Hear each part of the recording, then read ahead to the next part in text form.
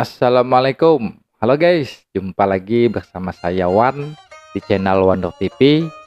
Apa kabar Anda semuanya? Saya selalu berharap semoga Anda semuanya selalu diberikan kesehatan dan juga rezeki yang berlimpah. Kali ini saya ingin membagikan video yang cukup menarik menurut saya, karena seperti judul di video ini, yaitu sosok ayah di balik Putri Aryani. Mungkin di dalam video ini akan bercerita bagaimana kisah perjalanan Putri Aryani. Saya sempat melihat videonya tapi tidak full, cuma beberapa menit. Jadi saya ingin menyaksikan dan melihat pertama kalinya juga bersama teman-teman semuanya bagaimanakah kisah di balik Putri Aryani. Oke teman-teman semuanya, tidak usah berlama-lama lagi, kita langsung saja simak videonya. Ikut ya ajang kompetisi yang bersifat lokal, tapi ini dia cuplikannya. mendapat perlakuan yang kurang pas. Jadi dia sedikit kecewa gitu, tapi saya bilang sama dia, mungkin ini bukan panggung kamu sebenarnya, mungkin ini bukan panggung kamu, mungkin panggung kamu yang lebih baik lagi. Namaku Aryani Nisma Putri, biasanya dipanggil Putri Aryani. Sekarang umur Putri 17 tahun, Putri lahir di Pekanbaru tahun 2005. Prestasi Putri bermula ketika Putri memenangi Indonesia's Got Talent di tahun 2014, alhamdulillah menjadi juara pertama. And then di 2018, Putri menjadi singer untuk theme song Asian Para Games 2018 yang diadakan di Indonesia, di Jakarta di Gelora Bung Karno. And then di 2020 Putri mendapatkan anugerah cerdas berkarakter dari Kemendikbud sebagai penyanyi muda berbakat Indonesia. Di 2021 Putri mengisi theme song dan menyanyikan National Anthem Indonesia Raya di Papua untuk acara Peparnas. 2022 Putri kembali menyanyikan Indonesia Raya untuk opening ceremony of ASEAN Para Games di Stadion Manahan Solo. Dan sekarang lagu Putri menjadi salah satu top hits di Indonesia yang berjudul Tak Mampu Lupa.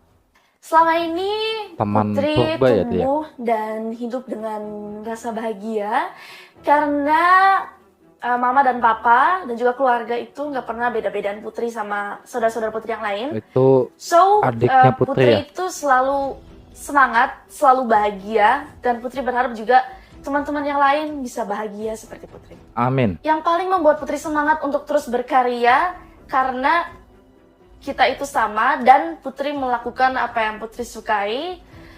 Putri melakukan apa yang Putri cintai, yaitu bermusik. And then support system terbesar Putri yang pasti adalah orang tua, keluarga, dan juga masyarakat Indonesia yang sayang sama Putri, yang selalu mendukung Putri di social media maupun secara langsung. Pada tahun 2013, jadi setahun sebelum Putri ikut Indonesia's Got Talent, itu Putri sempat memang ada sesuatu yang membuat Putri kecewa, Putri di lowest point. Tapi Putri mikir kalau Putri begini terus, kapan Putri akan maju? So, kalau kita bisa move on, kenapa enggak? Kenapa kita nggak coba untuk move on dari kegagalan? Jadi, itu yang membuat Putri termotivasi untuk tahun depan Putri harus masuk TV. And then as a result, Putri ikut Indonesia's Got Talent. Dan alhamdulillah, berkat dukungan dari seluruh masyarakat Indonesia, Putri bisa menjadi juara pertama. Cara berpikirnya sangat dewasa, guys. Itu kita start pakai vocalizing, namanya humming itu. Coba ikutin. Oh, ini Putri sedang mengajarkan vokal ya.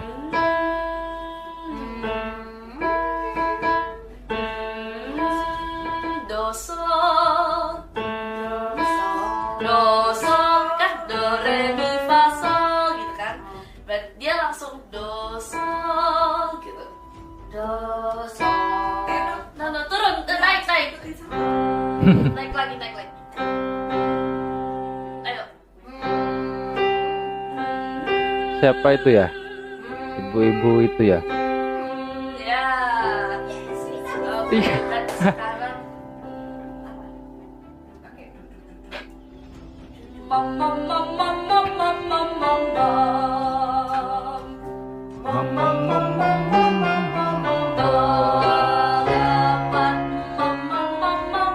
langsung naik. Oh gitu ya. Ya.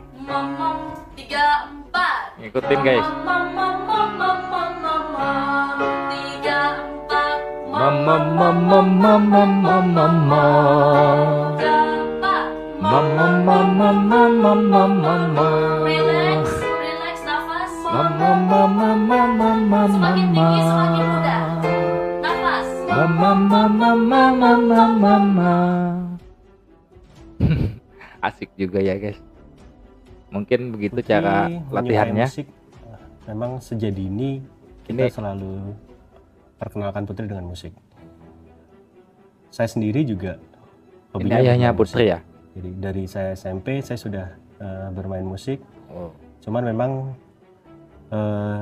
zaman dulu musik menurut orang tua saya tidak bisa dijadikan patokan hidup. Akhirnya Iya, betul. pada saat saya Itu kuliah zaman saya berhenti dulu. bermusik. Dan dengan Putri sekarang alhamdulillah dia juga punya bakat musik, itu membuat saya jadi bahagia. Bermain musik adalah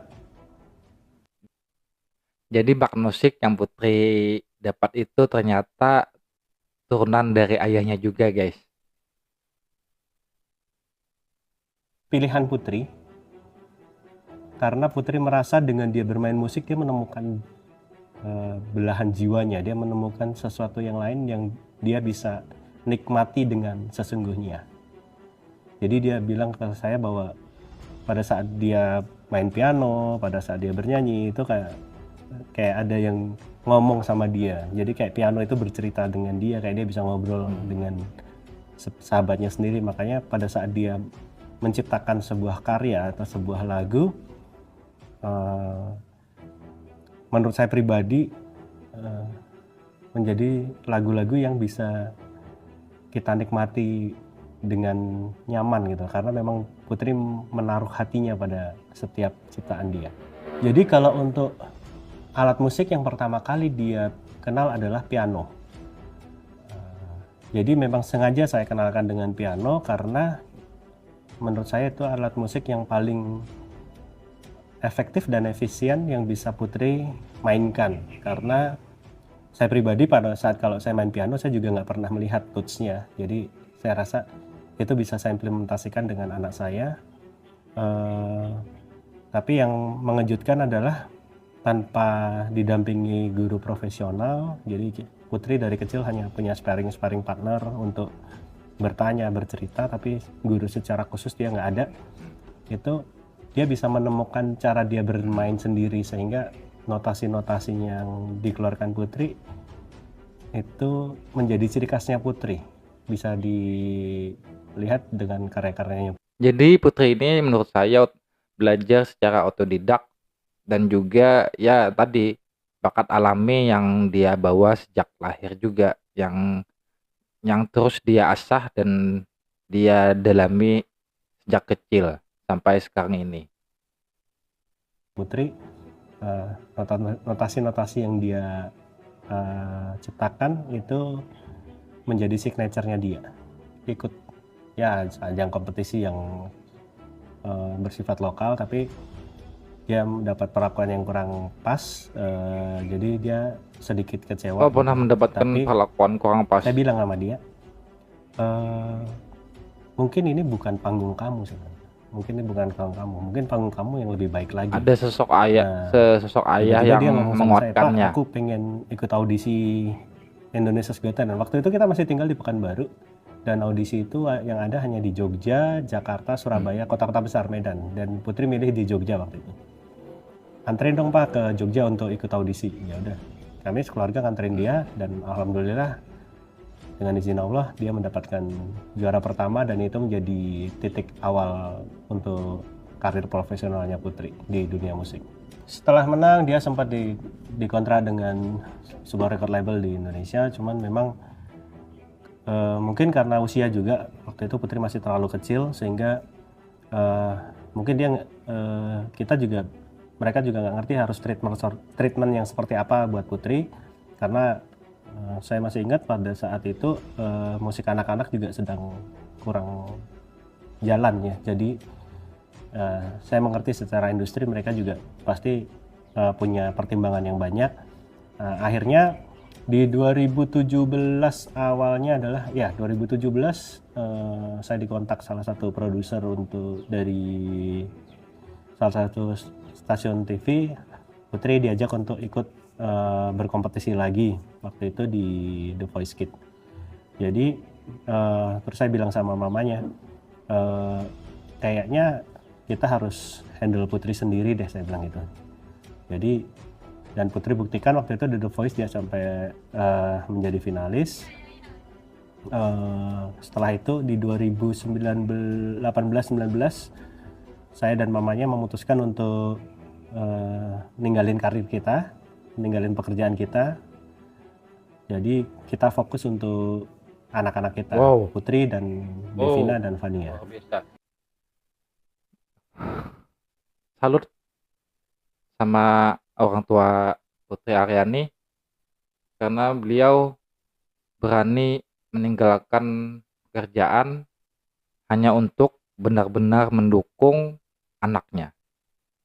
Wow, itu menurut saya sangat luar biasa, sangat mengagumkan. Salut sama orang tua Putri Aryani. Jadi kita sekarang di sini sebagai orang tua ngerangkap sebagai manajer, mamanya ngerangkap sebagai stylist, kadang-kadang jadi Stylist. sosial media kreator, dan untuk musik saya yang handle. Jadi saya juga hire teman-teman yang profesional untuk mixing, untuk arranging, untuk ngelengkapin apa yang sudah Putri bikin. Putri itu anaknya ya agak ngeyel sih Mbak kalau menurut saya. Tapi baik juga buat adik-adiknya juga, dia sebagai panutan adik-adiknya, biasa ngasih contoh yang baik terhadap adik-adiknya juga. Tetapi kadang kalau sesama adik ya kadang suka berantem juga sih. Itu nggak pernah kita beda-bedain dari sama adiknya, terutama sama adiknya kita nggak pernah beda-bedain juga Mas. Terus sekolahnya kita juga nggak pernah dikhususkan tempatnya. Pertama yang saya lakukan itu sekolahnya Putri memang di sekolah inklusi ya Mbak ya. Karena kalau di sekolah khusus tunanetra dia tidak akan berkembang seperti saat ini. Saya sekolah biar dia tahu dunia luar itu seperti apa, makanya saya sekolahkan di tempat yang umum, di zona yang benar-benar tidak nyaman sih sebenarnya menurut Putri. Tapi dia mau gitu di sekolah, misalnya di sekolah international school, terus sekarang sekolah di SMM itu kan bukan sekolah inklusi sebenarnya, tapi Putri harus benar-benar bisa menempuh pendidikan lebih dari anak lainnya. Putrinya yang kena emang dia pengennya sekolahnya di situ, kita yang arahkan ke sana. Mentalnya sudah kita terbentuk pernah, guys. Yang namanya orang tua, Putri harus begini, enggak. Saya tanyain Putri sendiri, Putri pengennya kemana, maunya apa. Kita sebagai orang tua hanya mengarahkannya. Oh, ini adiknya Putri. Cewek semua ya guys. Kesehariannya sama aku tuh biasanya main musik bareng, bisa nanti sambil denger lagu bareng, lagu game biasanya kadang-kadang. Kati suka sering dengar openingnya. Bercanda. Kalau bercanda tuh joknya random banget. Soalnya receh. Jokes aku receh. Jok kita semua receh banget. Gampang banget ketawa. Terus kalau berantem biasanya aku sama adik yang berantem. Aku sama adik yang berantem, nanti kakak yang nengahin biasanya. Berantem soal game, hobinya. Kakak tuh inspirasional banget. Jadi kayak benar-benar inspirasi aku juga buat belajar lebih di SMA, juga buat SMA. Terus benar-benar yang bantuin aku sih. Ya kakak itu gimana? Kayak baik banget, yang yang sering nengahin kalau kita lagi berantem atau segala macem.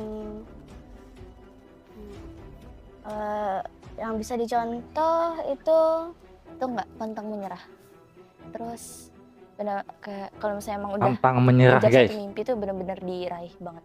Emang bekerja keras untuk meraih satu mimpi itu. Seperti flute.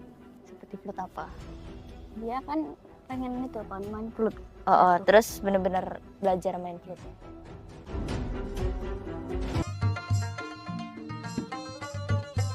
Dari kisah orang tua Putri Aryani tadi, kita khususnya saya bisa mengambil pelajaran di mana sosok orang tua itu sangatlah penting untuk anaknya, tapi kita tidak bisa memaksakan anak untuk apa yang kita inginkan. Kita hanya bisa mengarahkan apa yang anak kita sukai atau pilih. Dan yang paling saya salut dan sangat wow menurut saya adalah orang tuanya sengaja meninggalkan pekerjaan mereka khusus untuk Putri Aryani, khusus untuk mensupport dan mendukung Putri Aryani dalam bermusik atau berkarya di dalam musik. Itu lebih dari 4 jempol, kalau bisa saya kasih lebih dari 4 jempol, karena tidak semua orang tua bisa memahami karakter anaknya dan juga tidak semua orang tua mendukung apa yang dicita-citakan atau apa yang diinginkan dari anaknya. Mungkin ini salah satu pelajaran buat kita semua, khususnya buat saya juga mempunyai anak. Dan ini bisa menjadi salah satu pelajaran buat saya nantinya. Dan Putri Aryani adalah sosok seorang yang pantang menyerah, harus bisa apa yang dia inginkan. Itu juga saya sangat salut, karena tidak semua anak bisa sekonsisten Putri Aryani. Semoga saja ini juga menjadi inspirasi buat anak-anak yang ada di seluruh dunia, khususnya untuk anak-anak yang ada di Indonesia, bagaimana ternyata Putri Aryani ini adalah sosok seorang yang pantang menyerah dalam mencapai semua cita-citanya, mencapai semua keinginannya. Tentu saja juga didukung oleh orang tuanya yang sangat mengerti dengan keadaan Putri Aryani. Semoga saja ini banyak menginspirasi untuk orang tua yang ada di luar sana, yang juga mempunyai anak mungkin seperti Putri Aryani, mungkin mempunyai bakat bernyanyi atau bakat yang lainnya, tapi kita tidak mendukungnya. Jadi kita harus tahu apa bakat atau keinginan anak agar dia bisa berkembang lebih baik lagi, dan itu bisa menjadi penopang hidupnya di kemudian harinya. Oke, mungkin sampai di sini dulu video kali ini. Semoga saja teman-teman semua dapat mengambil pelajaran dari video yang kita saksikan tadi. Mohon maaf kalau ada kesalahan dari video saya ini atau dari perkataan saya. Terima kasih buat teman-teman semuanya yang sudah menonton video ini sampai habis, dan juga terima kasih banyak buat teman-teman semuanya yang sudi like dan mengomen di video-video yang ada di channel saya. Dan buat teman-teman yang ingin melihat video langsung dari channel tersebut yang saya reaksi ini, silahkan cek linknya di bagian deskripsi. Sampai di sini dulu video kali ini. Kita jumpa lagi di video selanjutnya. Wassalamualaikum.